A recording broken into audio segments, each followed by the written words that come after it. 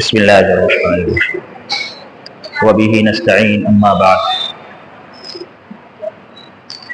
فقال اللہ تبارک وتعالی ان اول بیت وضع للناس للذی ببکۃ مبارک وہدی للعالمین.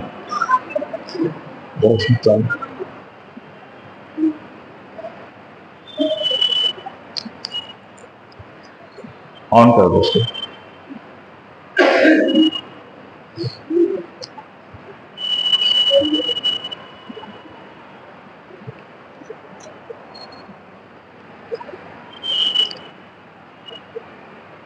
کیمرہ چالو ہے بند ہے. ادھر لے لو موبائل لے لو.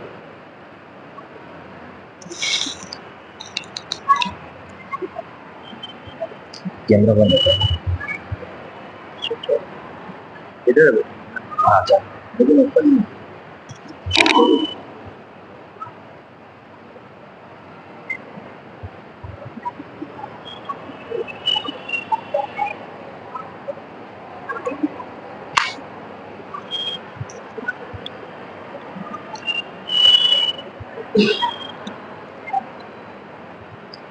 یہ اس میں لگا دیں.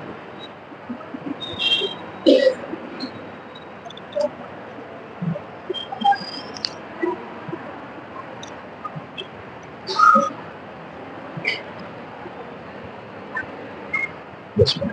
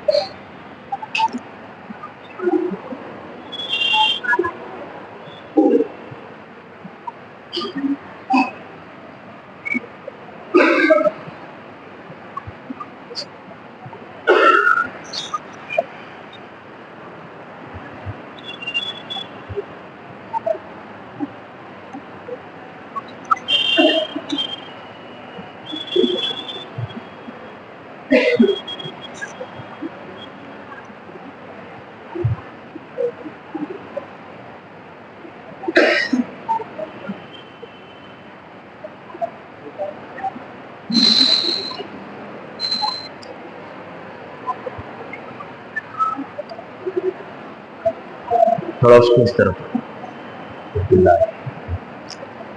بسم اللہ الرحمن الرحیم الحمد للہ وکفى وسلام علی عباده الذین اصطفى اما بعد فقال اللہ تعالی في کلامه المجید والفرقان الحمید ان اول بیت وضع للناس للذی ببکۃ مبارک وہدی للعالمین فیہ آیات بینات مقام ابراہیم ومن دخلہ کان آمنا وَلِلَّهِ عَلَى النَّاسِ حِجُّ الْبَيْتِ مَنِ اسْتَطَاعَ إِلَيْهِ سَبِيلًا وَمَنْ كَفَرَ فَإِنَّ اللَّهَ غَنِيٌّ عَنِ الْعَالَمِينَ وَأَيْضًا قَالَ إِنَّ الصَّفَا وَالْمَرْوَةَ مِنْ شَعَائِرِ اللَّهِ وَقَالَ أَيْضًا وَأَتِمُّوا الْحَجَّ وَالْعُمْرَةَ لِلَّهِ صدق اللَّهُ الْعَظِيمُ. وقال النبي صلى الله عليه وسلم العمرة إلى العمرة كفارة لما بينهما والحج المبرور ليس له جزاء إلا الجنة او كما قال علیہ الصلاۃ والسلام. محترم بزرگوں، عزیز دوستوں اور معزز پردہ نشین خواتین، اللہ سبحانہ و تعالی کے فضل سے آپ لوگوں کا جو سفر سفر حج یا سفر عمرہ عنقریب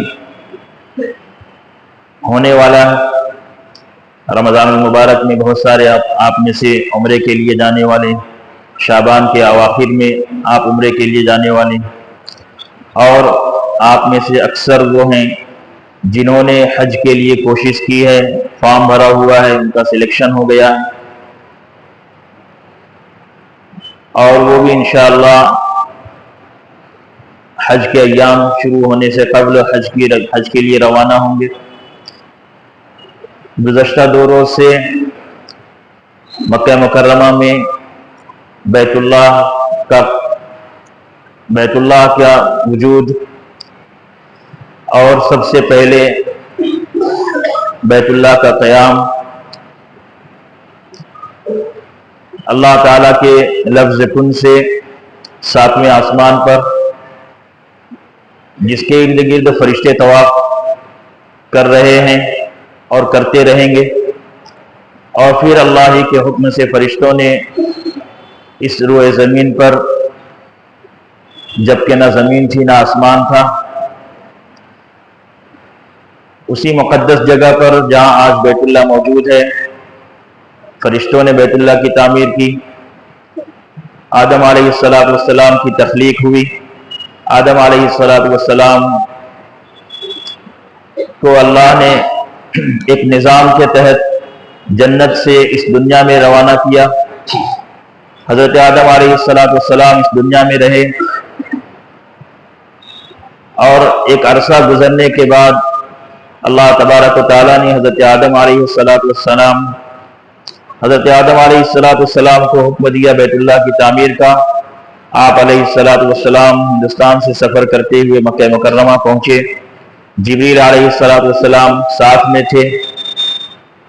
حضرت جبریل علیہ السلام کی نشاندہی پر حضرت آدم علیہ السلام نے اسی جگہ پر جہاں فرشتوں نے بیت اللہ بنایا تھا اللہ کے حکم پر،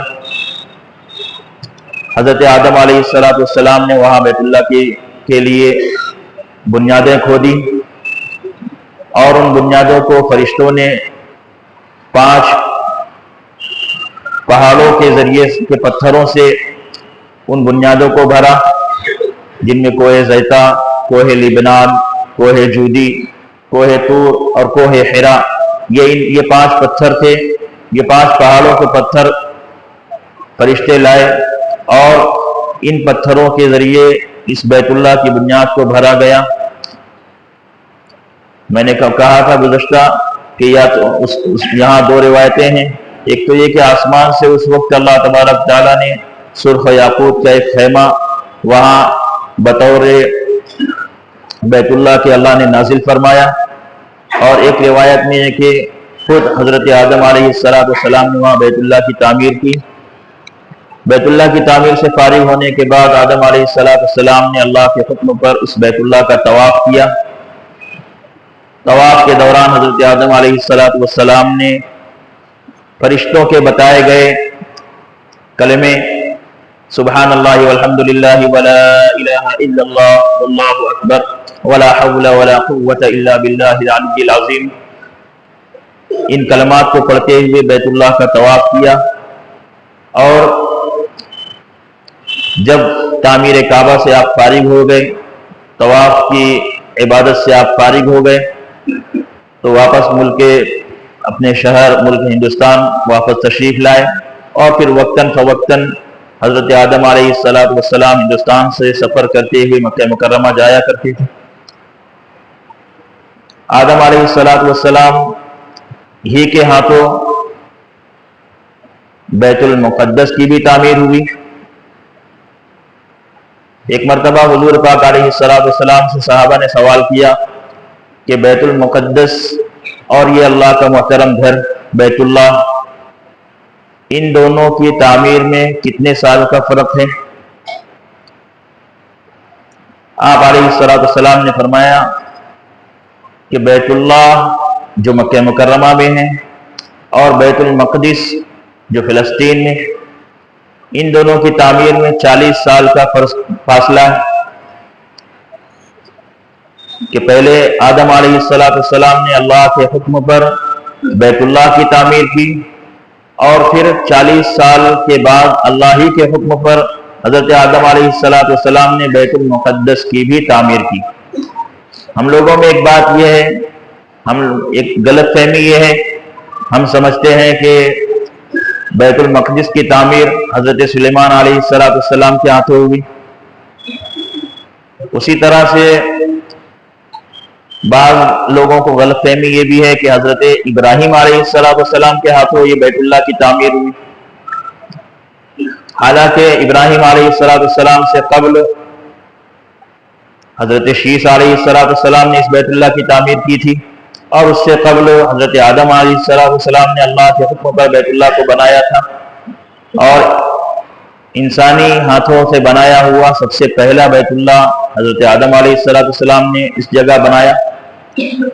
اور حضور پاک علیہ السلام کی اس حدیث کی روح سے، جس کا تذکرہ میں نے کیا کہ 40 سال کا فرق ہے حضرت بیت اللہ اور بیت المقدس کی تعمیر میں، اگر ہم بیت اللہ کی تعمیر کو ابراہیم علیہ السلام کی سب سے پہلی تعمیر تسلیم کرتے ہیں، مانتے ہیں، اور اسی طرح سے بیت المقدس کی تعمیر کو حضرت سلیمان علیہ السلام کے ہاتھوں کی تعمیر سب سے پہلی تعمیر تسلیم کرتے ہیں، تو حضرت سلیمان علیہ السلام اور حضرت ابراہیم علیہ السلام ان دونوں نبیوں کے درمیان تقریباً 1000 برس کا فرق ہے۔ حضرت سلیمان علیہ السلام حضرت ابراہیم علیہ السلام کے تقریباً 1000 سال کے بعد تشریف لائے، حالانکہ حدیث پاک سے یہ بات معلوم ہو رہی ہے کہ ان دونوں تعمیرات میں 40 سال کا فرق ہے۔ تو سب سے پہلے جس طرح سے بیت اللہ کی تعمیر حضرت آدم علیہ السلام نے کی تھی، اسی طرح سے 40 سال گزرنے کے بعد اللہ کے ہی حکم پر بیت المقدس کی بھی تعمیر حضرت آدم نے کی، اور اس کے بعد حضرت شیس علیہ السلام نے بیت اللہ کی تعمیر کی، اور پھر حضرت ابراہیم علیہ السلام نے بیت اللہ کی تعمیر کی۔ تو اس اعتبار سے یہ جو بیت اللہ حضرت ابراہیم علیہ السلام نے بنایا، یہ تیسری تعمیر تھی، اور حضرت سلیمان علیہ السلام نے جو بیت اللہ کو بنایا تھا وہ بھی تیسری تعمیر تھی، کہ سب سے پہلے آدم علیہ السلام نے بیت المقدس کی تعمیر کی، اور اس کے بعد نوح علیہ السلام کے بیٹے نے بیت المقدس کی تعمیر کی، اور پھر وقت گزرنے کے ساتھ حضرت سلیمان علیہ السلام نے اس کی تعمیر کی۔ اس اعتبار سے بیت المقدس بھی جس کی تعمیر حضرت سلیمان نے کی، یہ تیسری تعمیر تھی۔ بہرحال گزشتہ دنوں یہ بات آ چکی ہے، آدم علیہ السلام اس دنیا سے رخصت ہوئے۔ آدم علیہ السلام کے اس دنیا سے رخصت ہونے کے تقریباً 126 سال کے بعد حضرت نوح علیہ السلام کی پیدائش ہوئی، اور حضرت نوح علیہ السلام 500 برس کے تھے کہ سام بن نوح یہ پیدا ہوئے، اور 600 برس کے حضرت نوح علیہ السلام کی عمر مبارک ہوئی، طوفان نوح آیا جو تقریباً 40 دن تک مسلسل آسمان سے بارش برستی رہی، موسلا دھار بارش، اور زمین پانی ابلتا رہا، زمین سے پانی نکلتا رہا، پوری دنیا میں پانی ہی پانی تھا۔ تقریباً اللہ کے حکم پر حضرت نوح علیہ السلام نے جس کشتی کو بنایا تھا، اس کشتی میں 80 افراد پر مشتمل انسان اور اس پر سوار تھے، مختلف قسم کے جانور اس پر تھے۔ ان جانداروں اور ان 80 افراد کے علاوہ اس دنیا میں کوئی زندہ نہیں بچ رہا، سب اس طوفان سے ہلاک ہو گئے۔ 150 دن تک وہ کشتی نوح پانی میں تیرتی رہی۔ اسی دوران میں اللہ کے قدرت سے اس کشتی نے بیت اللہ کے مکہ مکرمہ پہنچ کر بیت اللہ جس جگہ موجود تھا طوفان نوح کے موقع پر اللہ نے اسے آسمانوں پر اٹھا لیا تھا، اس جگہ پہنچ کر کشتی نوح نے باقاعدہ 40 دن تک اس کا وہاں چکر لگایا، طواف کیا، اور پھر اللہ نے اپنی قدرت کاملہ سے اس کے رخ کو جودی جو پہاڑ تھا اس کی طرف اس کے رخ کو پھیرا، وہ وہاں گئی جب تک پانی کم ہوا، اور پھر وہ کشتی جودی پہاڑ سے لگی۔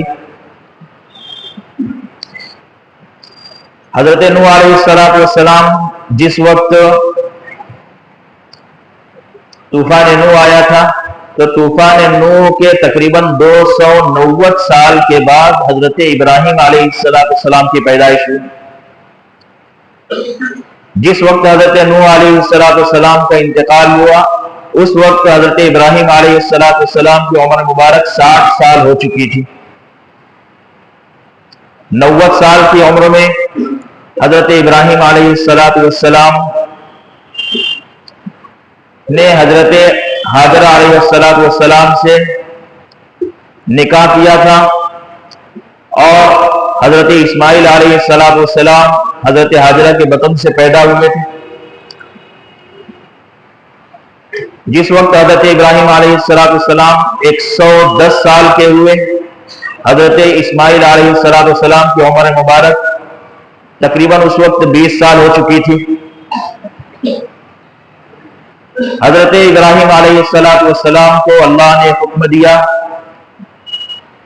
اثر نو بیت اللہ کی تعمیر کا، تو تقریباً 400 سال گزر چکے تھے طوفان نوح کے بعد سے، کہ یہاں مکہ مکرمہ میں اس مقدس سرزمین پر بیت اللہ نہیں تھا، بیت اللہ آسمانوں پر اٹھا لیا گیا تھا۔ پھر اللہ نے حکم دیا حضرت ابراہیم علیہ السلام کو۔ حضرت ابراہیم علیہ السلام اس وقت آرمینیا میں تھے۔ اس سے قبل جب بھی اللہ تعالیٰ کا حکم ہوتا حضرت ابراہیم علیہ السلام ملک شام سے سفر کرتے ہوئے مکہ مکرمہ تشریف لایا کرتے تھے، اپنے بیٹے اپنی اہلیہ سے ملاقات کیا کرتے تھے، اور پھر واپس ملک شام روانہ ہو جاتے تھے۔ لیکن جس وقت حضرت اسماعیل علیہ السلام کی عمر مبارک 20 سال کی ہو چکی تھی، حضرت ابراہیم علیہ السلام 110 برس کے ہو چکے تھے، اللہ نے بیت اللہ کی اثر نو تعمیر کا حکم دیا۔ حضرت ابراہیم علیہ السلام اس وقت آرمینیا میں تھے۔ حضرت جبریل علیہ السلام تشریف لائے، اور آرمینیا سے سفر کرتے ہوئے حضرت جبریل کی رہبری میں آپ مکہ مکرمہ تشریف لائے۔ مکہ مکرمہ پہنچنے کے بعد جب آپ اس سرخ ٹیلے کے پاس پہنچے جہاں ان کی بیوی، ان کی زوجہ محترمہ حضرت حاجرہ کو آپ نے اللہ کے حکم پر چھوڑ کر ملک شام واپس روانہ ہو گئے تھے، اور وہیں حضرت اسماعیل علیہ السلام نے حضرت حاجرہ کے ساتھ اپنے رہنے کے لیے انتظام کر لیا تھا، جھوپڑی بنا لی تھی۔ اسی سرخ ٹیلے پر آپ رہا کرتے تھے۔ اسی سے قریب وہ جگہ تھی جسے بیر زمزم کے نام سے ہم لوگ جانتے اور پہچانتے ہیں، کہ حضرت اسماعیل علیہ السلام اپنی شیرخوارگی کے زمانے میں وہیں پیاس کی شدت سے اپنے پیر کی ایڑیاں رگڑ رہے تھے۔ حضرت حاجرہ علیہ السلام پانی کی تلاش میں کبھی صفا پر تو کبھی مروہ پر چکر لگاتی رہیں۔ تقریباً 7 چکر حضرت حاجرہ علیہ السلام نے صفا سے مروہ کا لگایا۔ 7ویں چکر میں جس وقت آپ مروہ پر تھیں، اللہ کی طرف سے مدد آئی۔ حضرت جبریل علیہ السلام حضرت اسماعیل کے پاس تشریف لائے۔ حضرت حاجرہ وہاں نے جب دیکھا کہ کوئی انسان، کوئی بزرگ شخص اسماعیل کے پاس کھڑے، فوراً پہنچی، سوال و جواب ہوا، اور پھر اللہ کی مدد سے وہاں زمین سے زمزم کا چشمہ پھوٹ پڑا. مختلف روایتیں ہیں، گزشتہ دنوں میں میں نے اس کا تذکرہ کیا ہے. ابھی بہت شارٹ میں یہ ساری باتیں شروع سے میں ابھی تک کے جو 2-3 دنوں میں ہوئی ہے اس کو شارٹ میں بتا رہا ہوں. بہرحال چشمہ زمزم وہاں سے پھوٹا. وہی جگہ تھی جس وقت اللہ کے نبی حضرت ابراہیم علیہ السلام کو جب حکم ہوا بیت اللہ کی تعمیر کا، آپ مکہ مکرمہ حضرت جبریل کے ساتھ تشریف لائے تو اسی بیر زمزم کے پاس ایک درخت تھا. حضرت اسماعیل علیہ السلام اس درخت کے نیچے بیٹھے تیر بنا رہے تھے، تیر اور کمان. تو تیر بنا رہے تھے. تقریباً 7 سال کے بعد یہ ملاقات ہو رہی تھی، اس لیے کہ حضرت ابراہیم علیہ السلام نے اللہ کے حکم پر جس وقت اپنے بیٹے اسماعیل علیہ السلام کو ذبح کرنے کے لیے لے چلے تھے، اس وقت حضرت اسماعیل علیہ السلام کی عمر مبارک 13 برس کی تھی. اللہ کے حکم سے حضرت ابراہیم مکہ مکرمہ آئے ہوئے تھے اور یہ آزمائش والا مرحلہ تھا اور اس کے بعد واپس لوٹ گئے تھے. 15 سال جب آپ کی عمر ہوئی حضرت اسماعیل کی، اس وقت بھی مکہ مکرمہ حضرت ابراہیم اللہ کے حکم سے آئے، لیکن اسماعیل علیہ السلام سے ملاقات نہیں ہو سکی تھی. آپ جنگل میں لکڑیوں کو چننے کے لیے گئے ہوئے تھے اور پھر 17 برس کی عمر میں اس وقت دوبارہ حضرت ابراہیم علیہ السلام اللہ کے حکم پر مکہ مکرمہ تشریف لائے تھے. وہ وقت بھی ایسا تھا کہ حضرت ابراہیم علیہ السلام کی اپنے بیٹے سے ملاقات نہیں ہو سکی تھی اور ان کی زوج محترمہ حضرت سیدہ بنت مزاح جو قبیلے بنو جرہم کے سردار مزاح ابن عمرو الجرہمی کی بیٹی تھی، ان سے ملاقات ہوئی. انہوں نے خاطر مدارات کی اور بہت اچھے انداز میں ان کی میزبانی بھی کی، ان سے پیش آئی.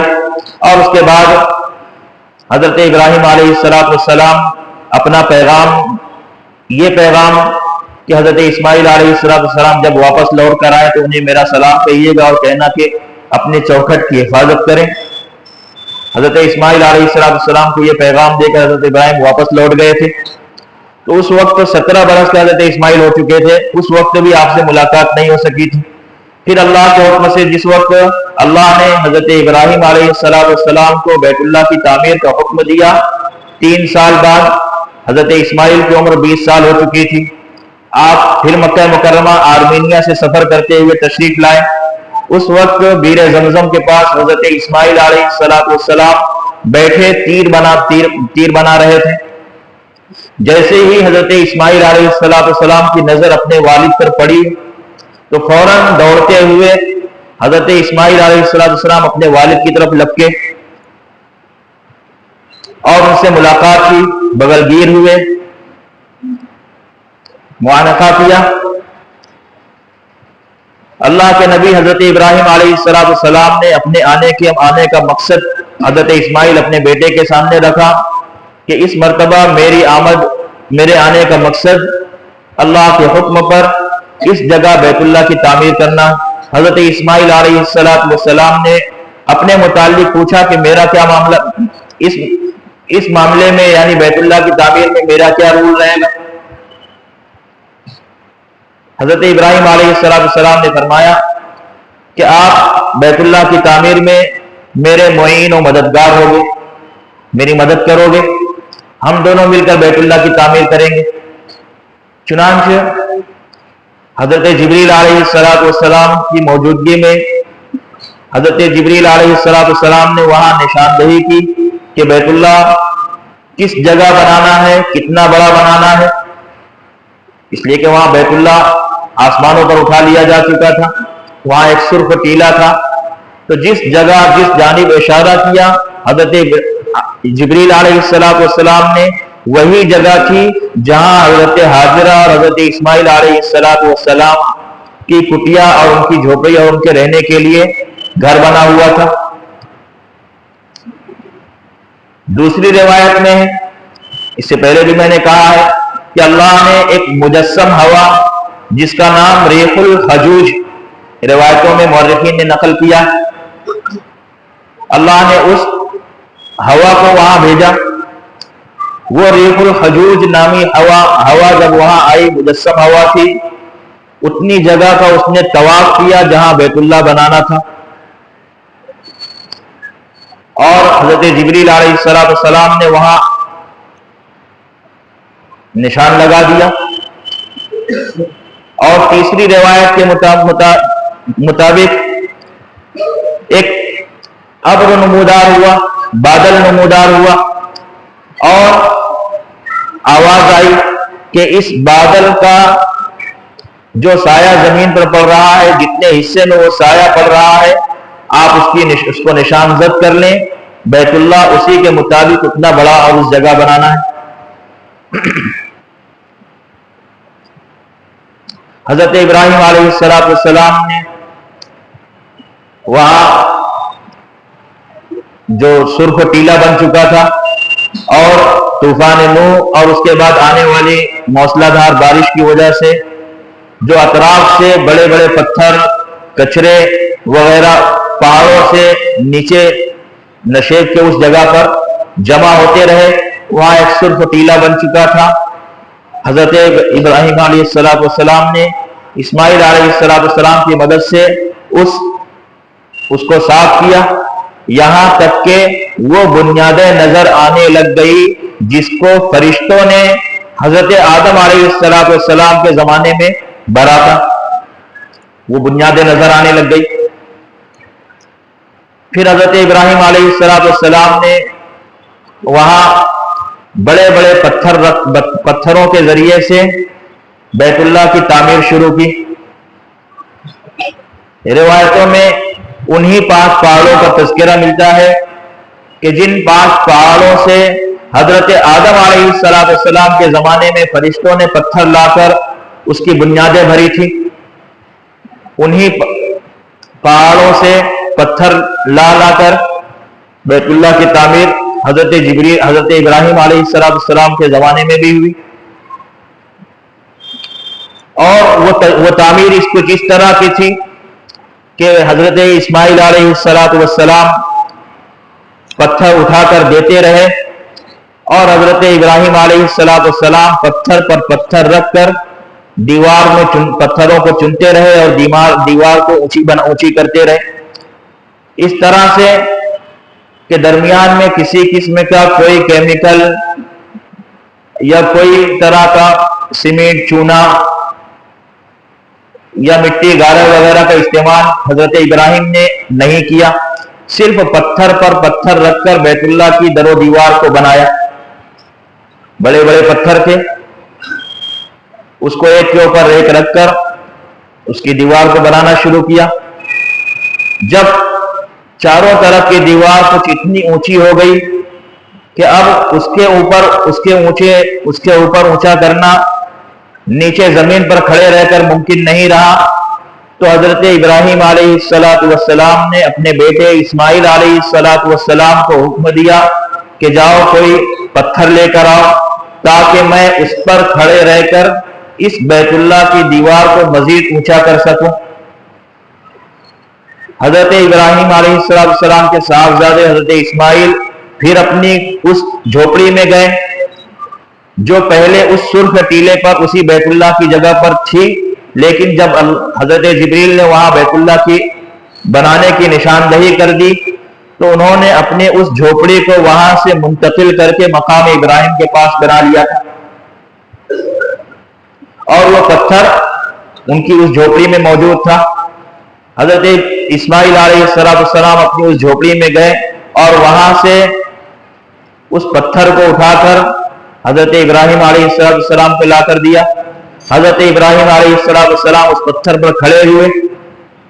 جب حضرت ابراہیم علیہ السلام اس پتھر پر چڑھ کر بیت اللہ کی تعمیر شروع کی تو اس پتھر کی خصوصیت سامنے آئی کہ یہ کوئی عام پتھر نہیں، اس لیے کہ جب حضرت ابراہیم علیہ السلام اس پتھر پر کھڑے رہ کر بیت اللہ کی اوپر کی دیوار بنانا شروع کیا، حضرت اسماعیل علیہ السلام بڑے بڑے پتھر دیتے گئے، حضرت ابراہیم علیہ السلام پتھر پر پتھر رکھ کر اس کو اونچا کرتے رہے، لیکن جب آگے بڑھنے کے لیے ضرورت محسوس ہوئی، حضرت ابراہیم علیہ السلام نے ارادہ کیا کہ اس پتھر سے نیچے اترا جائے تاکہ اس پتھر کو آگے منتقل کر کے پھر اس کے اوپر چڑھ کر آگے کی دیوار بنائی جائے۔ پتھر خود بخود چلنا شروع کر دیا۔ اب جہاں جتنی ضرورت تھی پتھر خود بخود ایک جگہ سے دوسری جگہ منتقل ہوتا، چل کر جاتا۔ حضرت ابراہیم علیہ السلام اس پر کھڑے ہوئے، وہاں اس جگہ کی دیوار کو اونچا کرتے، اور پھر جب ایک سمت کی دیوار مکمل ہوئی، دوسری سمت جانا تھا، وہ پتھر چلتے ہوئے اس دوسری سمت پہنچ جاتا۔ حضرت ابراہیم علیہ السلام دوسری سمت کی دیوار بناتے رہے، یہاں تک کہ بیت اللہ کی دیوار کو تقریباً 9 گز اونچا بنا دیا، یعنی تقریباً 13.5 فٹ اونچائی تھی حضرت ابراہیم علیہ السلام نے جس بیت اللہ کی تعمیر کی تھی۔ حضرت ابراہیم علیہ السلام جب اس چہار دیواری سے فارغ ہوئے تو مرحلہ آیا حجر اسود والی جگہ پر کسی پتھر کو نصب کرنے کا۔ حضرت ابراہیم علیہ السلام نے اپنے بیٹے اسماعیل سے کہا کہ جاؤ کوئی اچھا سا عمدہ سا پتھر تلاش کر کے لاؤ تاکہ ہم اس پتھر کو اس جگہ پر اس کو ہم نصب کر دیں، بیت اللہ کے اس کونے میں ہم اس پتھر کو نصب کر دیں تاکہ وہ پتھر طواف کی ابتدا کرنے کی ایک علامت بن جائے۔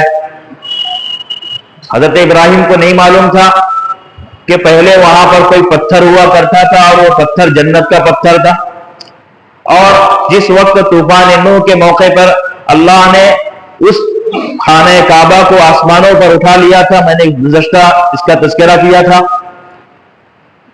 تو حضرت جبریل علیہ السلام نے اس خانہ کعبہ سے حجر اسود کو نکالا، اور نکالنے کے بعد بیت اللہ کے قریب ترین جو سب سے قریب جو پہاڑ ہے جبل ابو قبیس کے اس غار میں، جس کو غار الکنز کہا جاتا ہے، حضرت جبریل علیہ السلام نے حجر اسود کو اس غار میں محفوظ کر دیا تھا، اور ساتھ میں حضرت جبریل علیہ السلام نے اس غار کو مخاطب کر کے فرمایا تھا کہ اے غار، جب تو ابراہیم علیہ السلام کو بیت اللہ کی تعمیر کرتے ہوئے دیکھے تو یہ پتھر تو ان کے حوالے کر دینا۔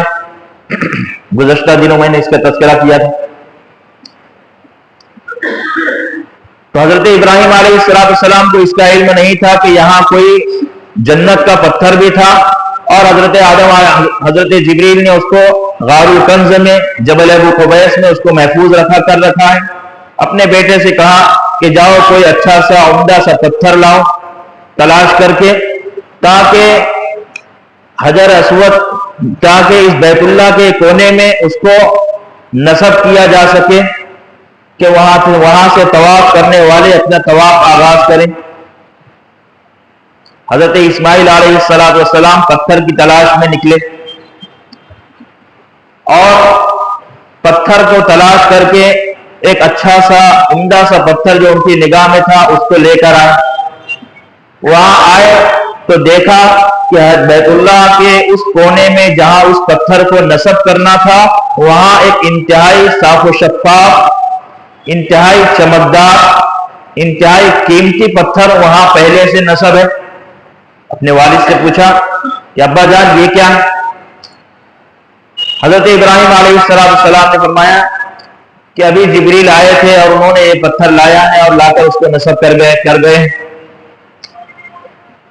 جنت کا یہ پتھر حجر اسود اس کا نام۔ ایک روایت میں اس طرح سے بات ملتی ہے، اور دوسری روایت اس طرح کی ملتی ہے کہ جس وقت حضرت ابراہیم علیہ السلام بیت اللہ کی چہار دیواری سے فارغ ہوئے، اپنے بیٹے کو اچھا اور عمدہ پتھر لانے کا کہا، حضرت اسماعیل علیہ السلام اچھے پتھر کی تلاش میں نکلے تو حضرت ابراہیم علیہ السلام نے سنا کہ پہاڑ سے آواز آ رہی کہ اے ابراہیم، آپ کی امانت میرے پاس ہے، آپ آئیں اور اس امانت کو حاصل کر لیں۔ بیت اللہ کے قریب میں ہی وہ پہاڑ، جب صفا کے پیچھے جبل ابو قبیس، حضرت ابراہیم علیہ السلام اس پہاڑ کی طرف، آواز کی طرف متوجہ ہوئے اور وہاں پہنچے، اس غار میں گئے تو وہاں وہ پتھر موجود تھا۔ حضرت ابراہیم علیہ السلام نے اس حجر اسود کو وہاں سے نکالا اور لا کر اس جگہ اس کو نصب کر دیا جو بیت اللہ کے کونا تھا۔ یہ دو روایتیں ملتی ہیں۔ بہرحال ابراہیم علیہ السلام نے اسماعیل علیہ السلام کی مدد سے بیت اللہ کی تعمیر کی۔ بیت اللہ کی اس تعمیر میں جس کو ابراہیم علیہ السلام نے بنایا تھا وہ 9 گز اس کی اونچائی تھی اور اس کی چوڑائی چاروں جانب جو اس کے حدود اربعہ تھا وہی تھا جس کا تذکرہ میں نے گزشتہ پرسوں کے دن، سنیچر کے دن میں نے کیا تھا کہ آدم علیہ السلام نے جب بیت اللہ کی تعمیر کی، جو بیت اللہ کی نشاندہی حضرت جبریل نے کی تھی، اس کی در و دیوار اتنی بڑی بنائی گئی کہ مشرقی سمت کی جو دیوار تھی وہ 33 ذراع یعنی تقریباً 47.5 فٹ چوڑی وہ دیوار تھی، مشرقی سمت کی دیوار۔ یاد رکھیں بیت اللہ کے چار رخ ہیں۔ مشرقی سمت وہ ہے جس میں دروازہ کعبہ ہے۔ آپ لوگوں کے سامنے جو یہاں آپ دیکھ رہے ہیں دروازہ کعبہ والے جو سمت ہے، یہی سمت مشرقی سمت ہے۔ تو تقریباً 33 ذراع کی یہ دیوار تھی، اور اس کے بالمقابل مغربی سمت کی جو دیوار تھی وہ اس سے 2 ذراع کم تھی۔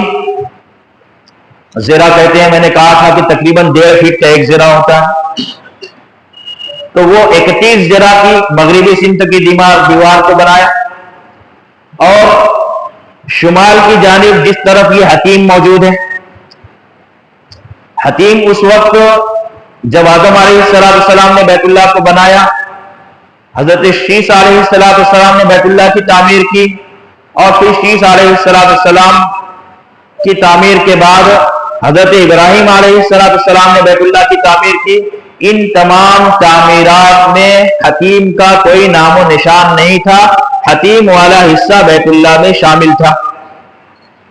یہ حتیم کا جو حصہ ہمارے سامنے ہوتا ہے، ہم لوگ جب حرم شریف پہنچتے ہیں، بیت اللہ کا طواف کرتے ہیں، تو طواف کے دوران ہم حتیم کے باہر سے طواف کرتے ہیں اور اپنے طواف میں حتیم کو شامل رکھتے ہیں، اس لیے کہ حتیم کا یہ جو حصہ ہے یہ بیت اللہ کا ہی حصہ ہے۔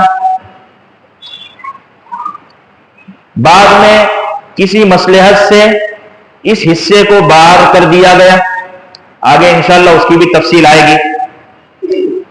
تو اس وقت حتیم کا وجود نہیں تھا،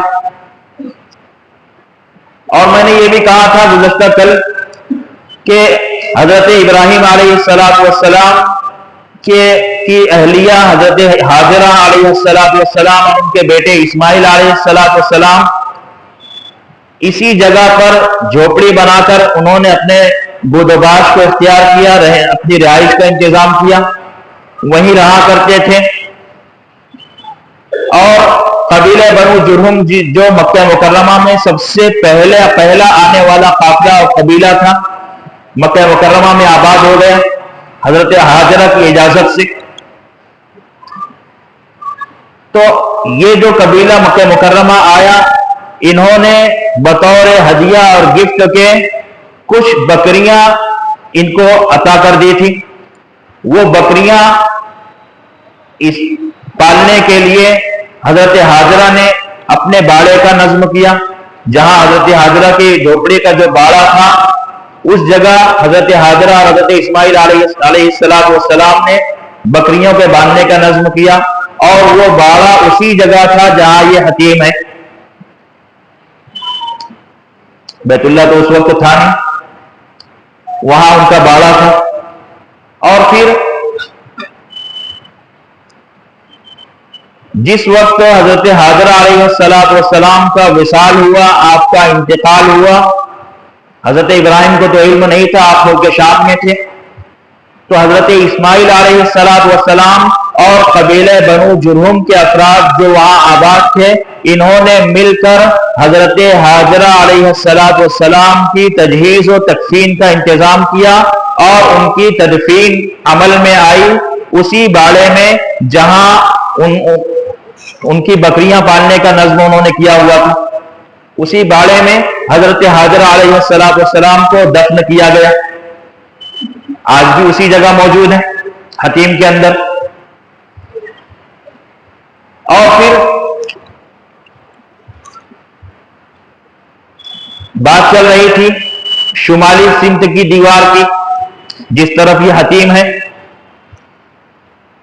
تو اس سمت کی جو دیوار تھی وہ تقریباً 22 گز چوڑی تھی، جس کو آدم علیہ السلام نے بنایا تھا، اور پھر شیس علیہ السلام نے بھی اتنی ہی بڑی دیوار بنایا، اور حضرت ابراہیم علیہ السلام نے بھی اس کا خیال رکھا، اتنی بڑی ہی دیوار بنایا. جنوبی سمت کی دیوار جو رکن یمانی سے لے کر حجر اسود تک اس بازو کی سمت کی جو دیوار ہے، وہ جنوبی سمت کی دیوار، اس کی پیمائش شمال کی جانب سے 2 گز 2 زرہ کم تھی، یعنی 20 زرہ اس سمت کی دیوار تھی. دیکھا جائے تو کوئی دیوار بھی ایک دوسرے کے برابر نہیں تھی. مشرقی سمت کی دیوار 33 زرہ، مغربی سمت کی دیوار اس سے 2 زرہ کم یعنی 31 زرہ، اور شمال کی سمت کی دیوار 22 زرہ، اور اس کے بالمقابل جنوب کی سمت کی دیوار 20 زرہ تھی.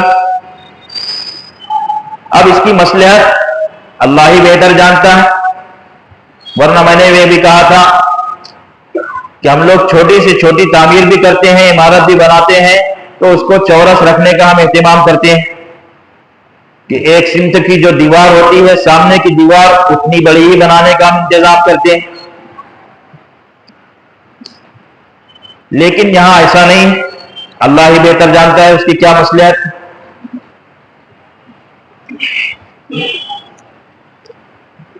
تو یہ بیت اللہ کی تعمیر حضرت ابراہیم علیہ السلام نے کی. اس بیت اللہ کی تعمیر میں ابراہیم علیہ السلام نے باقاعدہ دروازے کی جگہ بنائی. حضرت آدم علیہ السلام نے جو بیت اللہ بنایا تھا اس میں دروازے کا انتظام نہیں تھا، بس 4 دیواری تھی. حضرت ابراہیم علیہ السلام نے بیت اللہ جو بنایا اس میں باقاعدہ دروازے کا نظم کیا، اور وہ دروازہ زمین سے متصل تھا، زمین سے لگا ہوا تھا، اور اس دروازے میں کوئی کیواڑ یا کوئی پٹ نہیں تھا، صرف دروازے کی خالی جگہ تھی، جس کے ذریعے سے جو بھی اس بیت اللہ میں اندر داخل ہونا چاہے داخل ہو سکے، عبادت کرنا چاہے اندر عبادت کر سکے، اور اس راستے سے پھر وہ واپس باہر آ سکے. تو دروازے کی جگہ کا انتظام کیا، اس میں کوئی کیواڑ کوئی پٹ وغیرہ نہیں تھا.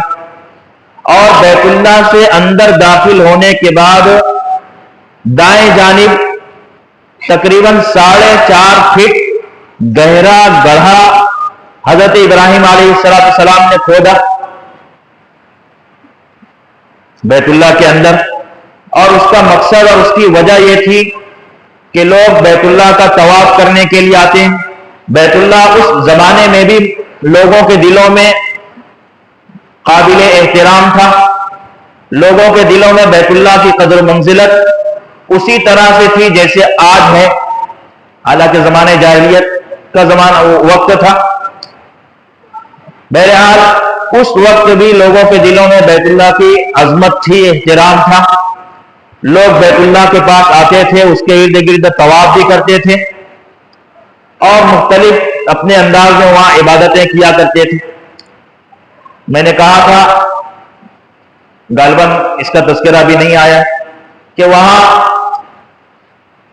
پرستش بھی ہوتی تھی، بتوں کی پوجا بھی ہوتی تھی، اور لوگوں نے وہاں مختلف قسم کے بت لا کر یہاں تک کہ بیت اللہ کے اندر بھی بت رکھ دیے ہوئے تھے. لیکن یہ بتوں کی پرستش، اس کا زمانہ بعد کا زمانہ ہے. ابراہیم علیہ السلام کے زمانے میں یا قبیلہ بنو جرہم کے زمانے میں یا اسی طرح اس کے بعد وہاں ایک دوسرا قبیلہ آیا، قبیلہ بنو عمالقہ.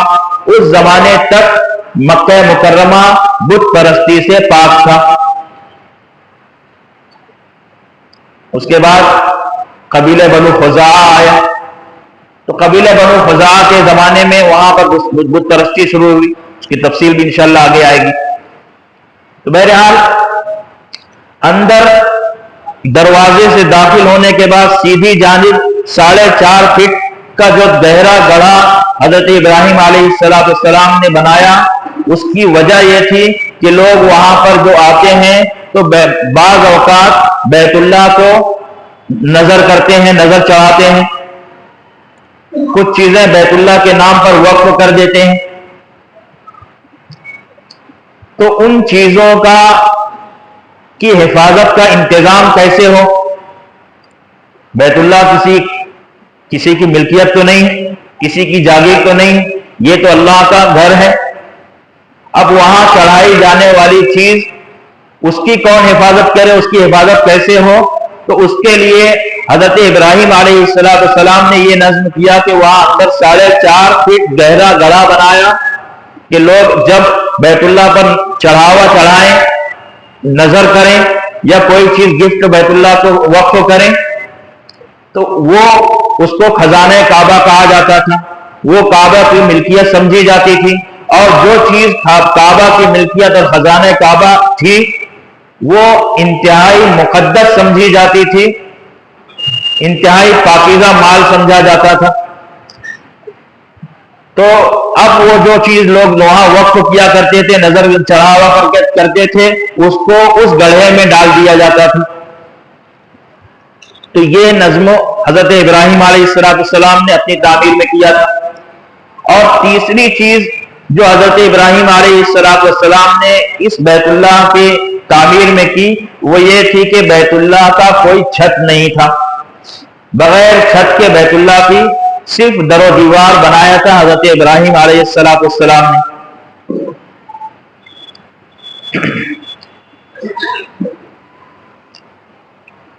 حضرت ابراہیم علیہ السلام جب بیت اللہ کی تعمیر سے فارغ ہو گئے، اللہ نے حکم دیا کہ اب اس گھر کا آپ طواف کیجئے. حضرت ابراہیم علیہ السلام نے اپنے بیٹے اسماعیل علیہ السلام کے ساتھ مل کر بیت اللہ کا طواف کیا. طواف سے فارغ ہوئے، آپ نے وہاں نماز کا اہتمام کیا.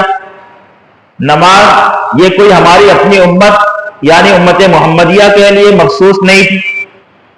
حضور پاک علیہ السلام سے پہلے بھی انبیاء کرام تقریباً 1.25 لاکھ کی تعداد میں اس دنیا میں تشریف لائے. تو نماز مختلف انبیاء کرام کو بھی دی گئی تھی. ابراہیم علیہ السلام کے زمانے میں بھی نماز تھی. تو حضرت ابراہیم علیہ السلام نے طواف سے فارغ ہو کر وہاں نماز کا اہتمام کیا، نماز ادا کی. پھر اللہ نے حکم دیا کہ اے ابراہیم، اب آپ لوگوں میں اعلان کر دیں کہ لوگ اس گھر کا حج کرنے کے لیے آئیں.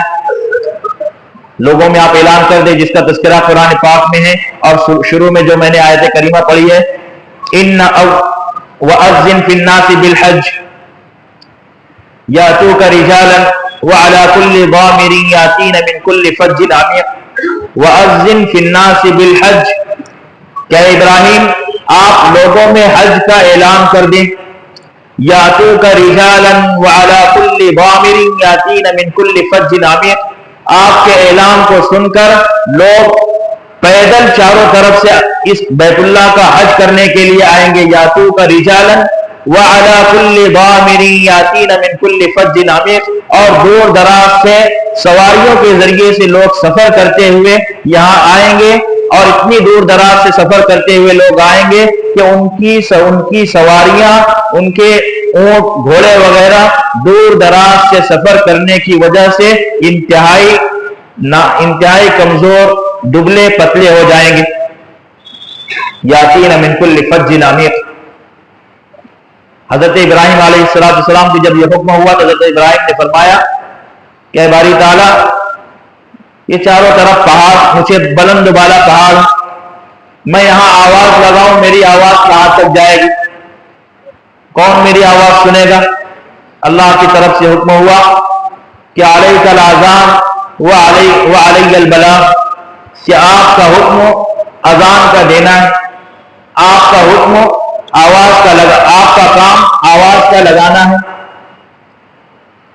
میرا کام ہے اس آواز کو لوگوں تک پہنچانا. علیک الاذان وعلی البلاغ. حضرت ابراہیم علیہ السلام پھر اسی پتھر پر جسے مقام ابراہیم کہا جاتا ہے, اسی پتھر پر آپ دوبارہ کھڑے ہوئے, جس پتھر کی خصوصیت کو حضرت ابراہیم علیہ السلام اور حضرت اسماعیل علیہ السلام نے دیکھ لیا تھا کہ جب جس جگہ جیسی ضرورت پڑتی وہ پتھر خود چلتے ہوئے وہاں جاتا, جہاں ضرورت پڑتی بیت اللہ کی دیوار کو اونچا کرنے کی وہ پتھر خود بخود اونچا ہو جاتا, جب ضرورت پڑتی حضرت ابراہیم علیہ السلام کو نیچے اترنے کی تو پتھر خود بخود چھوٹا ہو جاتا, اتنا چھوٹا ہو جاتا کہ ابراہیم علیہ السلام آسانی سے اس پتھر سے نیچے اتر سکے. تو اس وقت حضرت ابراہیم علیہ السلام نے اس پتھر کی خصوصیت کو جانا تھا, اس پر دوبارہ کھڑے ہو گئے, اور جب ابراہیم علیہ السلام اس پر کھڑے ہوئے وہ پتھر دوبارہ سے بلند ہونا شروع ہو گیا, اونچا اٹھنا شروع ہو گیا. روایتوں میں آتا ہے کہ وہ پتھر اتنا بلند اور اتنا اونچا ہوا, حضرت ابراہیم علیہ السلام اس پر کھڑے ہوئے, اتنا اونچا اور اتنا بلند ہو گیا کہ اطراف کی جتنی بھی پہاڑیاں تھیں کوئی پہاڑ اس پتھر کی برابری کا نہیں تھا. جبل حندمہ, جبل قویقہ, جبل ابو قبیس, جبل عمر, جبل حرا, غار ثور والا پہاڑ, تو جتنے بھی اطراف میں مکہ مکرمہ کے پہاڑ تھے سبوں سے بلند وہ پتھر ہو گئے.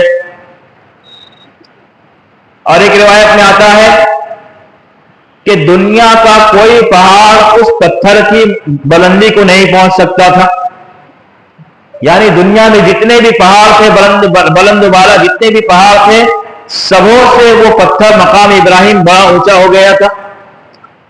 سب سے بڑا پہاڑ ہمارے اپنے ہندوستان کا پہاڑ ہمالیہ کا پہاڑ ہے, جس کی بلند ترین جو چوٹی ہے ایوریسٹ کی, وہ بھی اس پتھر مقام ابراہیم کے مقابلے میں نیچی تھی. حضرت ابراہیم علیہ السلام اس پر کھڑے تھے. اللہ نے حکم دیا تھا لوگوں میں حج کا اعلان کرنے کا. حضرت ابراہیم علیہ السلام نے مشرق مغرب شمال جنوب چاروں طرف رخ کر کے لوگوں کو حج کی دعوت دی, حج کی طرف لوگوں کو بلایا, پکارا کہ اے لوگوں, اللہ نے اپنے گھر کی تعمیر کروائی ہے, بیت اللہ کی تعمیر کروائی ہے, اور اللہ کا حکم ہے کہ لوگ اس کا حج کرنے کے لیے آئیں. حضرت ابراہیم علیہ السلام نے ندا لگائی, شرقن غربن شمالن جنوبن چاروں سمت, اور اللہ نے فرمایا تھا کہ آپ کا کام آواز لگانا ہے, اور اس آواز کا لوگوں تک پہنچانے کی ذمہ داری میری. اس ندا کو اللہ نے اس آواز کو تمام جہان میں دنیا کے کونے کونے میں پہنچا دیا. اس وقت دنیا میں جتنی بھی انسان اور جاندار موجود تھے, انسان موجود تھے, سبوں نے حضرت ابراہیم علیہ السلام کی اس ندا اور اس آواز کو سنا, چاہے مسلمان ہو, چاہے غیر مسلم ہو, کافر ہو, مشرک ہو, یہود ہو, نصارہ, تمام انسانوں نے وہاں اس کو اس آواز کو سنا. اس وقت یا تو کافر تھے یا مشرک تھے یا مسلم تھے، اور مسلمان وہی لوگ تھے جنہوں نے حضرت ابراہیم علیہ السلام کے دست حق پرست پر ایمان لا لیا تھا، اسلام قبول کر لیا تھا، وہی مسلمان تھے. تو تین طبقے تھے، کافر تھے، مشرک تھے اور مسلمان تھے. اللہ تبارک و تعالیٰ نے حضرت ابراہیم علیہ السلام کی اس ندا کو، اس آواز کو تمام انسانوں تک پہنچا دیا.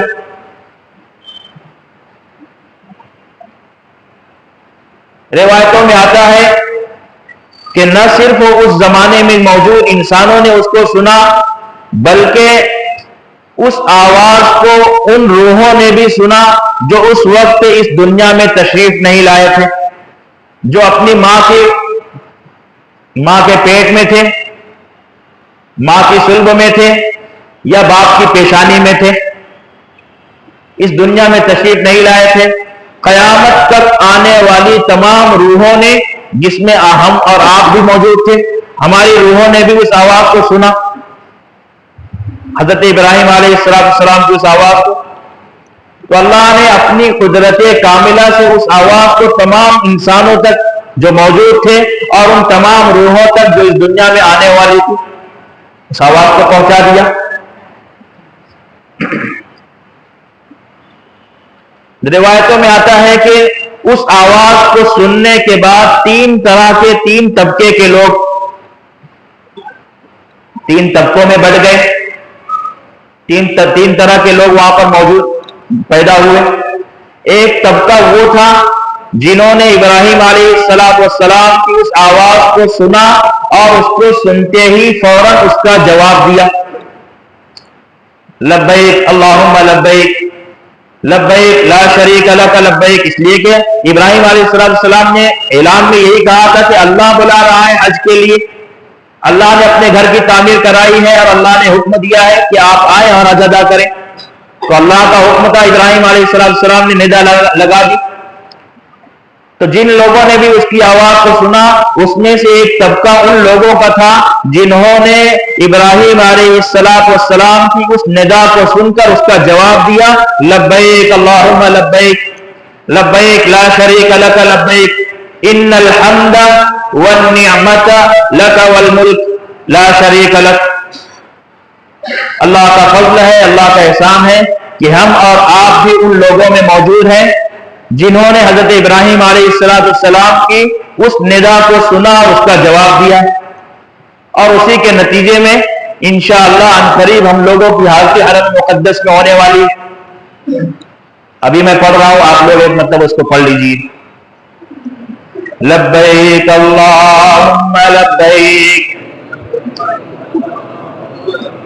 لبیک لا شریک لک لبیک ان الحمد والنعمت لک والملک لا شریک لک لبیک اللہم لبیک لبیک لا شریک لک لبیک ان الحمد والنعمت لک والملک لا شریک لک لبیک اللہم لبیک لبیک لا شریک لک لبیک ان الحمد والنعمت لک والملک لا شریک لک. اللہ کے نبی صلی اللہ علیہ وسلم کے فرمان کے مطابق کہ جب بھی لبیک پڑھا جائے تو 3 مرتبہ پڑھا جائے کم از کم. تو اللہ نے اس طبقے کو پیدا فرمایا، وہ طبقہ وجود میں آیا جنہوں نے ابراہیم علیہ السلام کی اس ندا کو سنا اور اس کا جواب فوراً دیا. اور دوسرا طبقہ وہ وجود میں آیا جنہوں نے ابراہیم علیہ السلام کی اس ندا کو سنا اور اس آواز کو سننے کے بعد ان کے دل میں خیال آیا کہ ہمیں اس آواز کا جواب دینا چاہیے. خیال آیا، انہوں نے سوچا، لیکن اپنی مصروفیت کی وجہ سے اور اپنی مشغولی کی وجہ سے، دنیا داری کی وجہ سے وہ خیال صرف خیال ہی رہا. انہوں نے اس کا جواب نہیں دیا، لبیک نہیں کہا. یہ وہ طبقہ ہے جو اس دنیا میں آنے کے بعد اللہ تعالیٰ ان کو موقع بھی دے گا،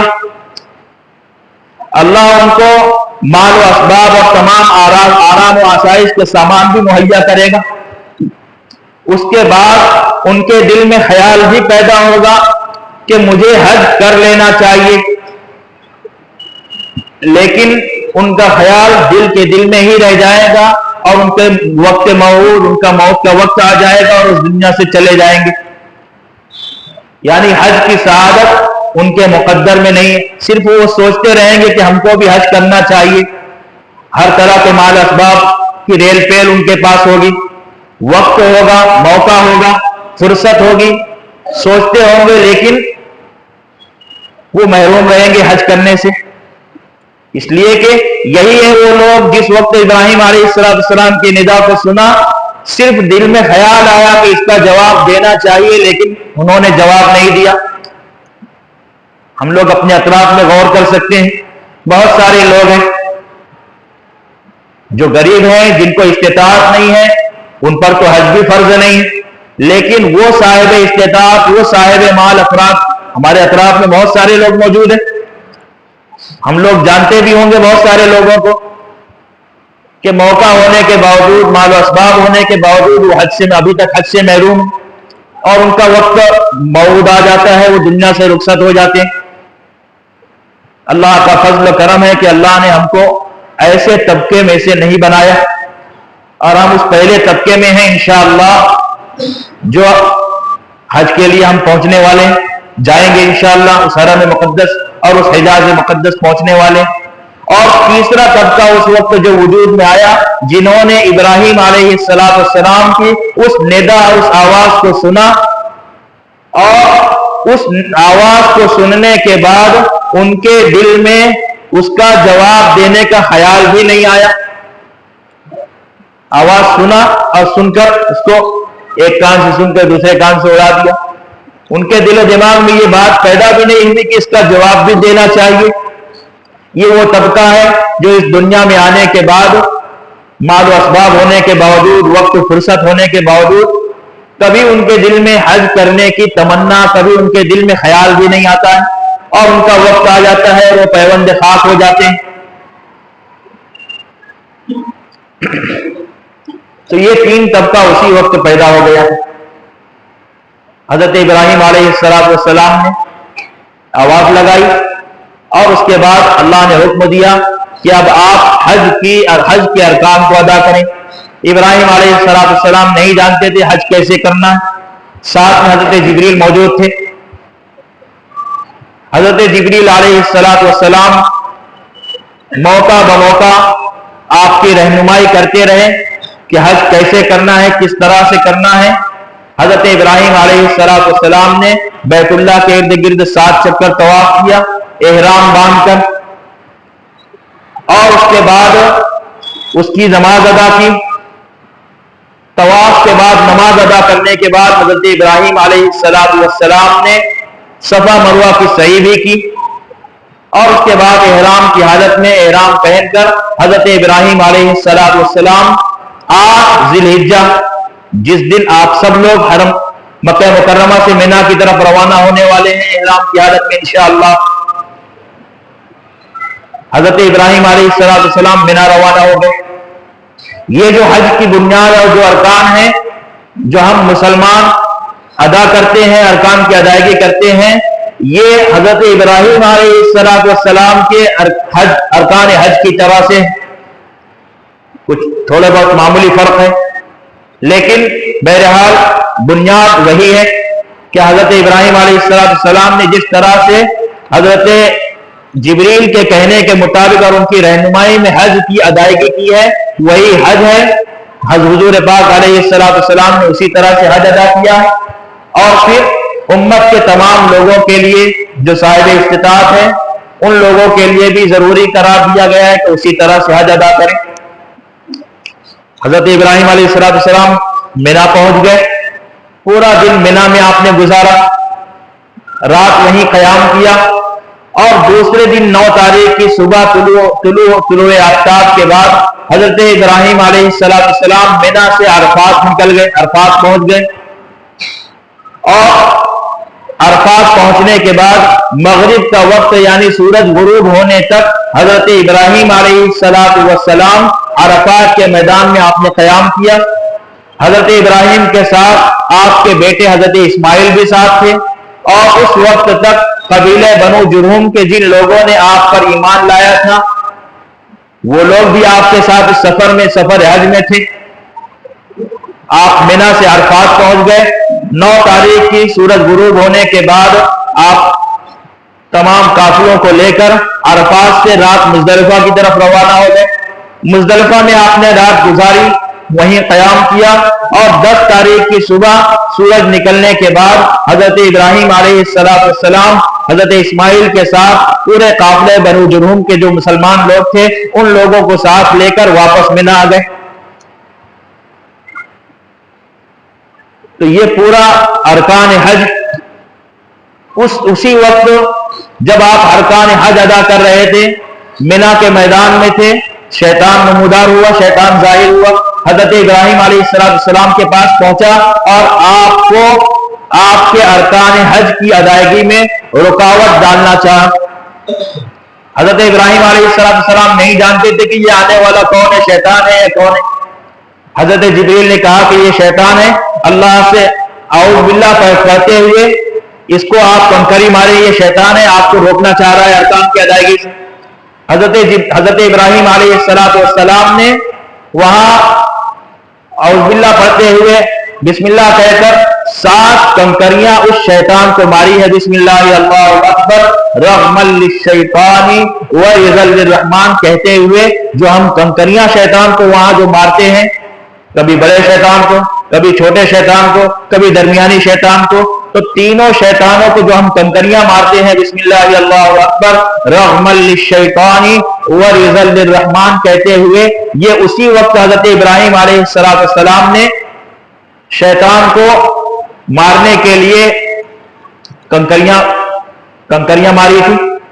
حضرت جبریل علیہ السلام نے فرمایا کہا تھا، تو جیسے ہی ابراہیم علیہ السلام نے شیطان کو کنکری ماری، شیطان زمین میں جہاں سے نمودار ہوا تھا وہاں دوبارہ غائب ہو گیا، اسی جگہ غائب ہو گیا۔ حضرت ابراہیم علیہ السلام اور آگے بڑھے، پھر زمین سے شیطان نمودار ہوا۔ حضرت جبریل نے فرمایا کہ یہ شیطان ہے، آپ کو روکنا چاہتا ہے، آپ اس کو کنکریاں ماریں اللہ کا نام لے کر۔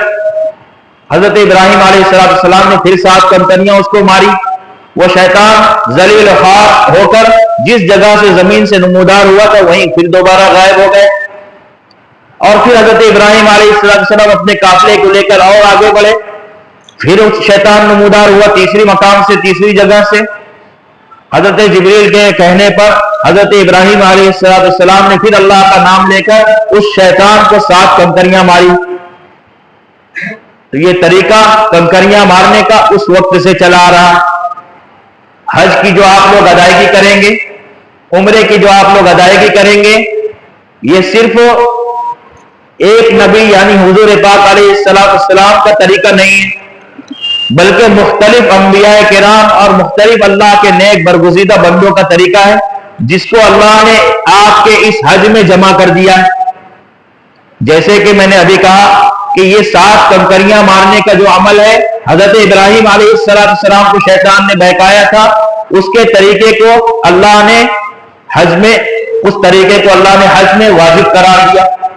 اب ہر مسلمان حج کے لیے جو پہنچنے والا ہے اس کے لیے واجب ہے کہ 10 تاریخ 11 تاریخ 12 تاریخ کو شیطانوں کو کنکریاں مارے، حضرت ابراہیم کا عمل۔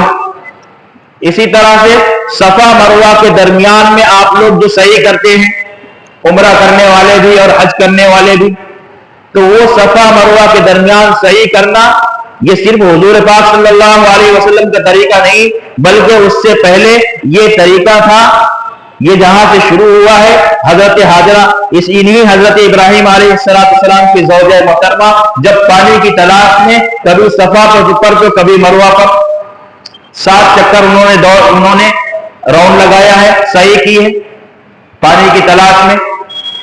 اللہ کو وہ ادا اور وہ عمل اتنا پسند آیا کہ قیامت تک آنے والے تمام مسلمانوں کے لیے جو عمرہ کرنے جا رہے ہیں اور جو حج کرنے کے لیے جانے والے ہیں، تمام لوگوں کے لیے اس عمل کو واجب قرار دیا۔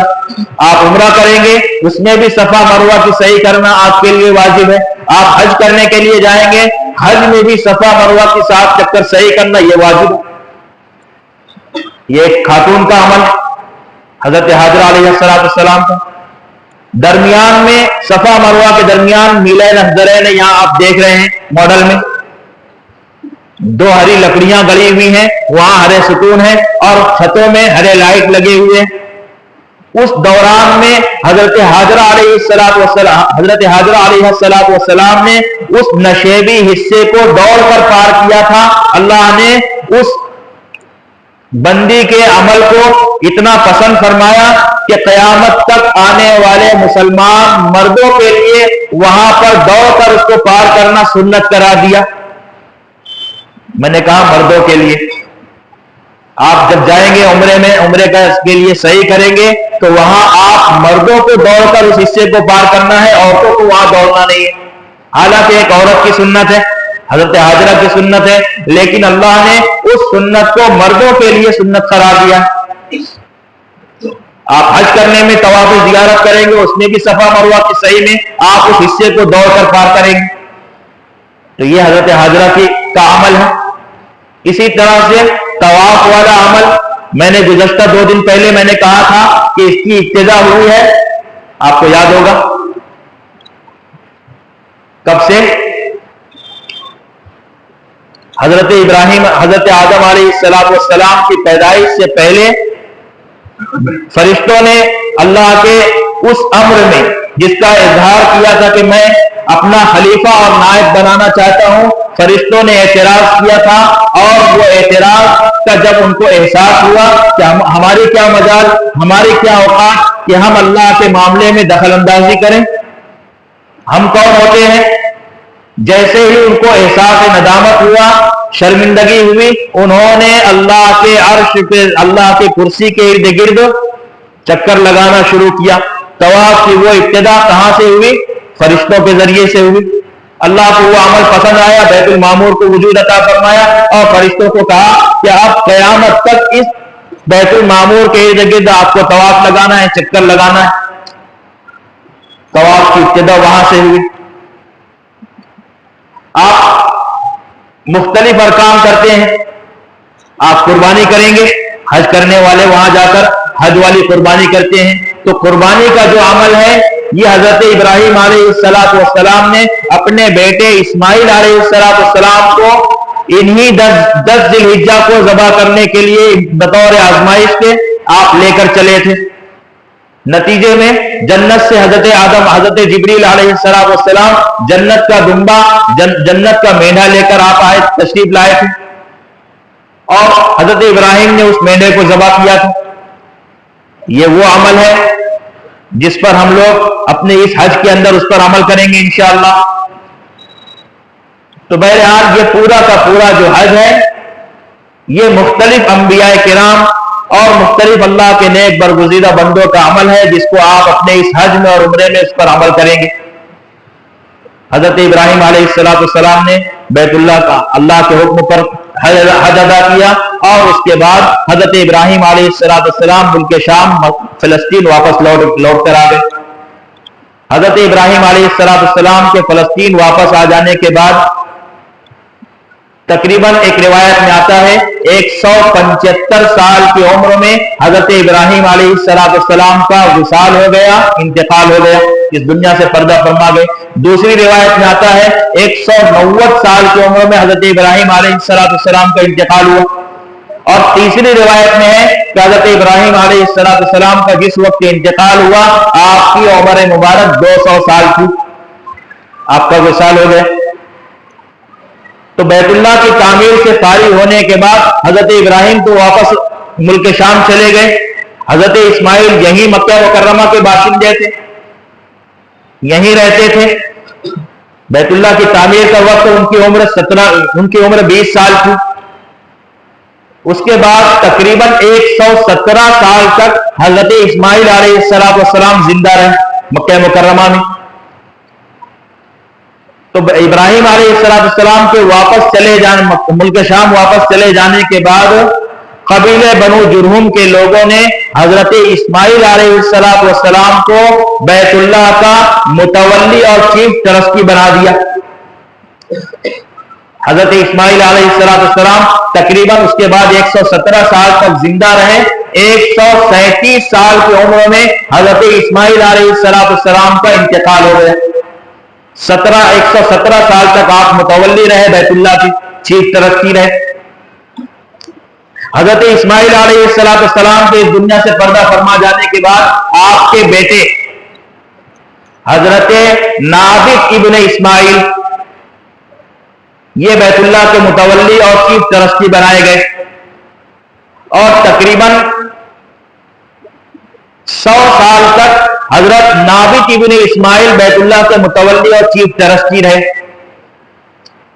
جس وقت حضرت اسماعیل کے بیٹے حضرت نابغ ابن اسماعیل کا انتقال ہوا تو حضرت اسماعیل علیہ السلام کے سسر، نام آپ کو یاد ہوگا، کل بھی میں نے ان کا تذکرہ کیا تھا اور غالباً پرسوں بھی تذکرہ کیا تھا، مزاغ ابن عمرو الجرہمی۔ تو مزاغ ابن عمرو الجرہمی یہ حضرت اسماعیل کے سسر تھے۔ حضرت اسماعیل کے انتقال کر جانے کے بعد ان کے بیٹے حضرت نابغ ابن اسماعیل 100 سال تک بیت اللہ کے متولی رہے۔ ان کے انتقال کر جانے کے بعد یہ حضرت اسماعیل کے سسر حضرت مزاغ ابن عمرو الجرہمی یہ بیت اللہ کے متولی بنائے گئے، چونکہ یہ قبیلے بنو جرہم کے سردار بھی تھے، اور قبیلے بنو جرہم کے سردار ہونے کی وجہ سے مکہ مکرمہ کے حاکم تھے۔ مزاغ ابن عمرو الجرہمی مکہ مکرمہ کے حاکم بھی تھے اور بیت اللہ کے متولی بھی تھے۔ یاد رکھیں یہ مزاغ ابن عمرو الجرہمی بہت زیادہ لمبی عمر پائے ہیں، اس لیے کہ جس وقت حضرت ابراہیم علیہ السلام نے اللہ کے حکم پر اپنی بیوی ہاجرہ اور اپنے شیر خوار بچے کو لے کر مکہ مکرمہ تشریف لائے تھے، حضرت اسماعیل علیہ السلام کی پیدائش بھی تھی، شیر خوار بچے تھے، آپ کو اللہ کا حکم ہوا اور حضرت ابراہیم نے یہاں لا کر چھوڑ دیا تھا۔ اور جس وقت ان کے کھانے پینے کا انتظام معاملہ ختم ہوا، پینے کا پانی ختم ہوا، کھانے کا جو انتظام تھا ان کا وہ ختم ہو گیا، حضرت حاضر علیہ السلام صفا سے مروہ کی دوڑ لگا رہی تھی، اس وقت پانی زمزم کا چشمہ پھوٹا تھا، اور اس کے کچھ دنوں کے بعد ہی وہاں سے ایک قافلہ گزر رہا تھا، جو قبیلہ تھا قبیلے بنو جرہم کے وہ لوگ تھے۔ وہ قبیلہ بنو جرہم اس وقت بھی اس کے جو صدر، اس کے جو حاکم تھے، ان کے جو سردار تھے، یہی مزاغ ابن عمرو الجرہمی تھے۔ ظاہر سی بات ہے جو قبیلہ ہوتا تھا اس قبیلے کا گورنر وہ شخص ہوتا تھا، اس قبیلے کا حاکم وہ شخص ہوتا تھا جو اس قبیلے میں سب سے زیادہ عمر دراز ہو۔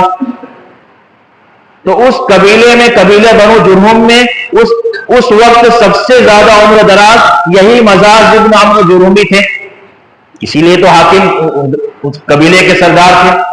پھر حضرت اسماعیل علیہ السلام کا وصال ہو گیا 137 سال کی عمر میں، اس وقت بھی یہ مزاغ ابن عمرو الجرہمی موجود تھے۔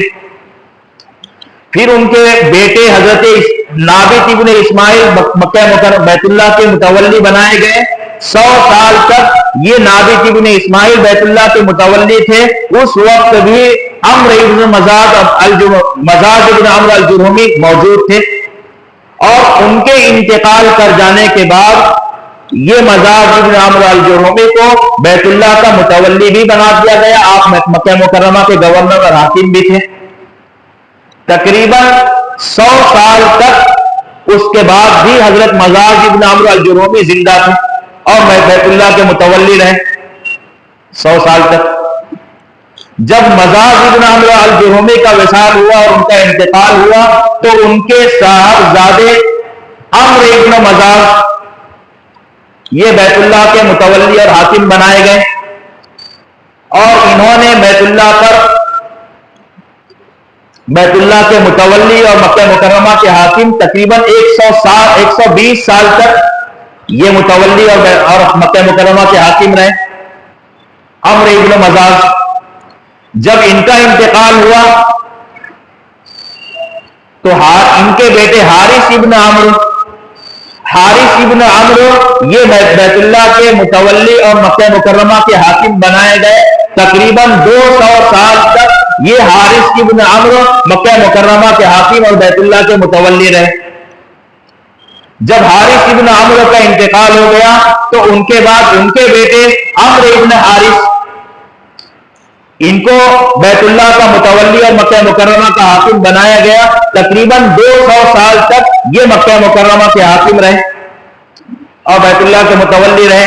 جب ان کا انتقال ہوا تو ان کے انتقال کے بعد مزاج ابن عمرو ثانی ان کے بیٹے مزاج ابن عمرو ثانی ان کو تولیت دی گئی، بیت اللہ کی اور مکہ مکرمہ کا حاکم بنایا گیا۔ تقریباً 40 سال تک انہوں نے بیت اللہ کی تولیت کے عہدے کو نبھایا ہے اور مکہ مکرمہ کے حاکم رہے۔ اس طرح سے قبیلہ بنو جرہم تقریباً 660 سال تک مکہ مکرمہ پر حاکم رہا۔ قبیلہ بنو جرہم جو مکہ مکرمہ میں سب سے پہلے آباد ہونے والا قبیلہ تھا۔ اب چونکہ حاکمیت ان کے پاس تھی، 660 سال تک یہ لوگ حاکم رہے۔ حاکم ہونے کی وجہ سے جن لوگوں کے پاس حکومت ہوتی ہے تو حکومت کا نشہ بھی ان لوگوں کو سر چڑھ کر بولتا ہے۔ ظلم و ستم کا بازار انہوں نے گرم کر رکھا تھا مکہ مکرمہ میں، اور وقت گزرنے کے ساتھ ساتھ نافرمانی ان میں بڑھتی چلی گئی، اللہ کی نافرمانی کرتے رہے، یہاں تک کہ ایسا بھی وقت آیا ہے اس قبیلے بنو جرہم میں نافرمانی کے اس حد تک کو پہنچ چکے تھے کہ ان سے وہاں آنے والا کوئی بھی قافلہ محفوظ نہیں تھا۔ لوگ مکہ مکرمہ بیت اللہ کا طواف کرنے کے لیے آیا کرتے تھے، لوگ دور دراز سے سفر کر کے آتے تھے، حج ادا کرنے کے لیے لوگ آتے تھے۔ اسی طرح سے وہاں سے گزرنے والے جو قافلے ہوا کرتے تھے، کوئی بھی قافلہ ان کے ظلم ستم سے محفوظ نہیں تھا۔ قبیلہ بنو جرہم کے ظلم سے آنے والے قافلوں کو لوٹ لیا کرتے تھے۔ حج کے جو قافلے ہوا کرتے تھے مختلف علاقوں سے سفر کر کے آیا کرتے تھے، ان کے قافلوں کو لوٹ لیا کرتے تھے، ان کی جان و مال ان سے محفوظ نہیں تھی، یہاں تک کہ ان کی بہو بیٹیوں کی عزتیں ان سے محفوظ نہیں تھی۔ اتنا زیادہ یہ گناہ میں اور جرم میں آگے بڑھ چکے تھے، اور یہاں تک کہ معاملہ ہوا کہ قبیلہ بنو جرہم کے دو فرد جن میں سے ایک کا نام تھا نائلہ بنت زہ ایک خاتون تھی، اور دوسرا ایک شخص تھا اصاف ابن بغا۔ ان دونوں شخصوں نے رات کی تنہائی کا فائدہ اٹھا کر بیت اللہ میں داخل ہوئے، اور بیت اللہ میں داخل ہونے کے بعد بیت اللہ میں بدکاری کی۔ اصاف ابن بغا نائلہ بنت زہ نے لوگوں کے غفلت کا فائدہ اٹھا کے رات کی تاریکی میں انہوں نے یہ عمل بیت اللہ کے اندر کیا۔ نافرمانی کے اس حد تک یہ لوگ پہنچ چکے تھے، اب جب انہوں نے یہ معاملہ کیا بیت اللہ کے اندر تو اللہ تبارک و تعالیٰ کی طرف سے پکڑ کا معاملہ آیا، اور پکڑ کا معاملہ یہ ہوا کہ فوراً اسی وقت وہ دونوں پتھر کے بنا دیے گئے،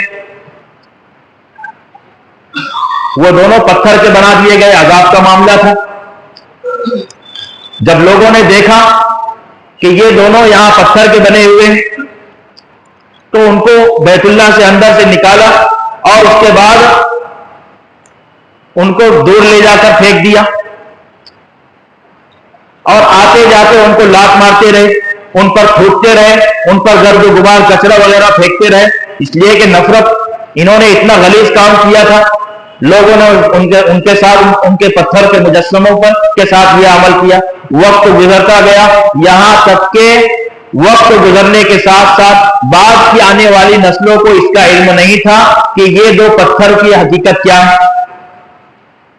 اب وہ دو پتھر ان کو لوگوں نے اٹھا کر ایک کو صفا پر رکھ دیا، ایک کو مروہ پر رکھ دیا، اور بعد کے زمانے میں جب میں نے ابھی شروع میں کہا تھا کہ قبیلہ بنو خزاعہ آیا، اس وقت بت پرستی مکہ مکرمہ میں شروع ہوئی، تو قبیلہ بنو خزاعہ کے زمانے میں لوگوں نے اس اساق اور بغا کی بھی پرستی شروع کر دی۔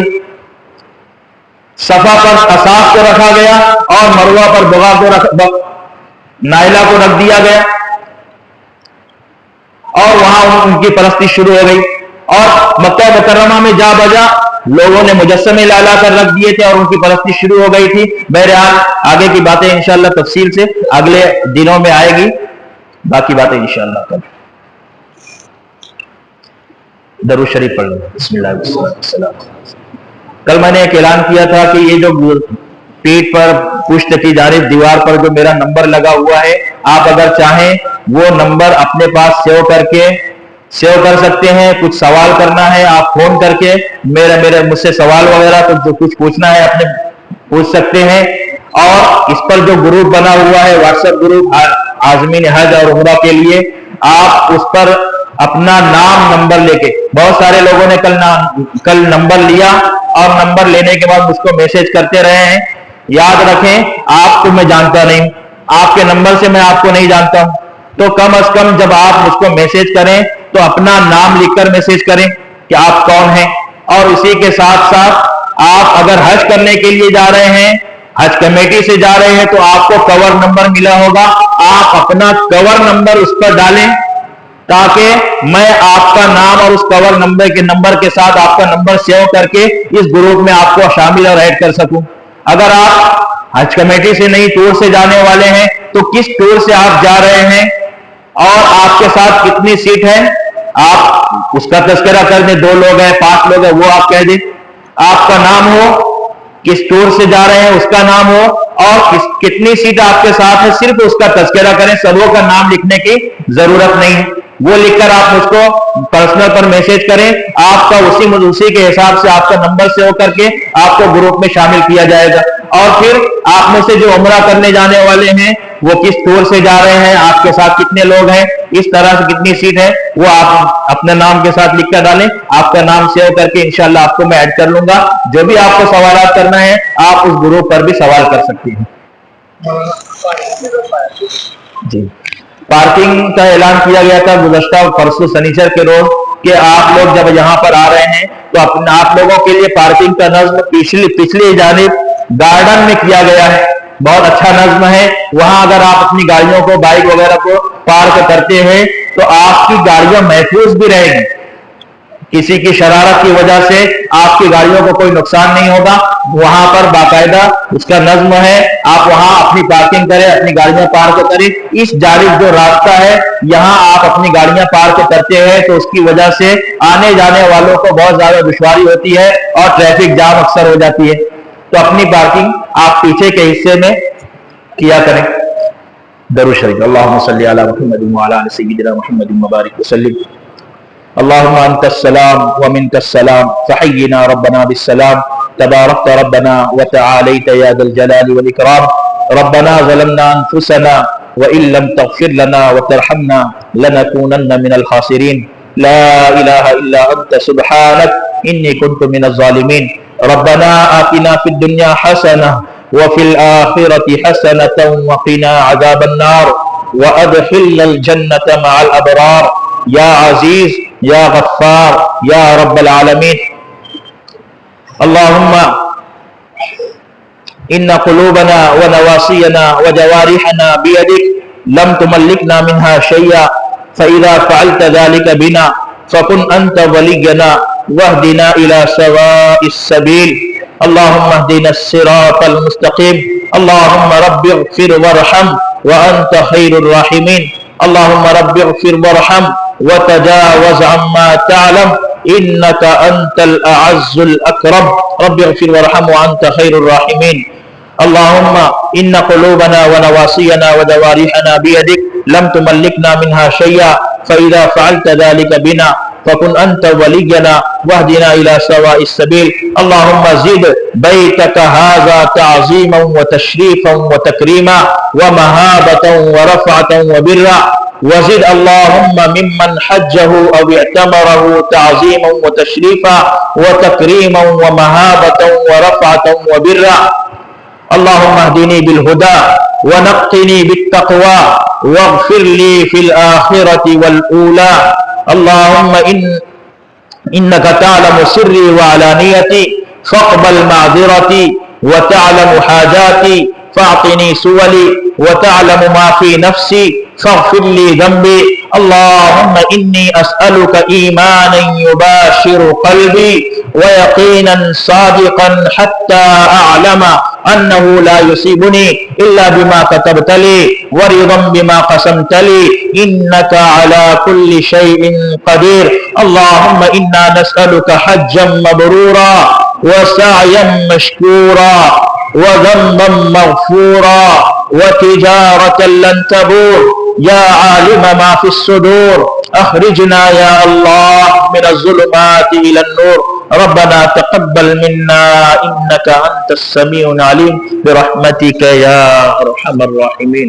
یہ جو دعا میں مانگتا ہوں روزانہ اس میں یاد رکھیں زیادہ تر میں وہ دعائیں مانگ رہا ہوں جو مکہ مکرمہ پہنچنے کے بعد ارکان عمرہ کی ادائیگی میں اور ارکان حج کی ادائیگی میں جن دعاؤں کو آپ کو وہاں پڑھنا ہے میں اپنی دعاؤں میں زیادہ تر انہی دعاؤں کو مانگوں گا تاکہ روزانہ آپ اس کو سنتے رہیں. آپ کو یاد کرنے میں آسانی ہوگی، آپ کو انشاءاللہ یاد بھی ہو جائے گا.